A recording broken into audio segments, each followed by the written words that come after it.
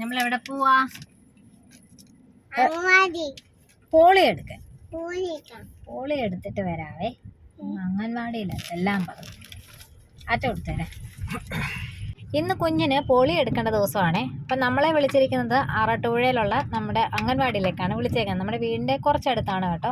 അപ്പോൾ നമ്മൾ നേരെ അംഗൻവാടിയിലോട്ട് എത്തി. അപ്പോൾ രാവിലെ എത്താൻ വേണ്ടി പറഞ്ഞു. അപ്പം നമുക്ക് രാവിലെ എത്താൻ വേണ്ടി പറ്റിയില്ല, കുഞ്ഞെഴുന്നേക്കാൻ ഇത്തിരി താമസിച്ചു.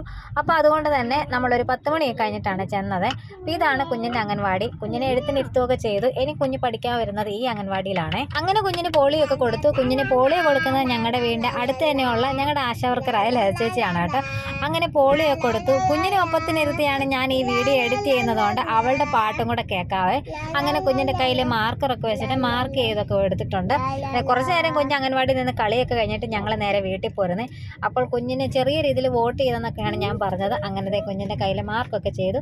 അങ്ങനെ ഞങ്ങൾ പോളിയോ എടുത്തു. നിങ്ങളുടെ കുഞ്ഞിനും പോളിയോ ഒക്കെ എടുത്തിട്ടുണ്ടോ ഒന്ന് കമൻ്റായിട്ട് അറിയിക്കണേ. അപ്പം നമുക്ക് അടുത്തൊരു വീഡിയോയിൽ കാണാം. ബായ്.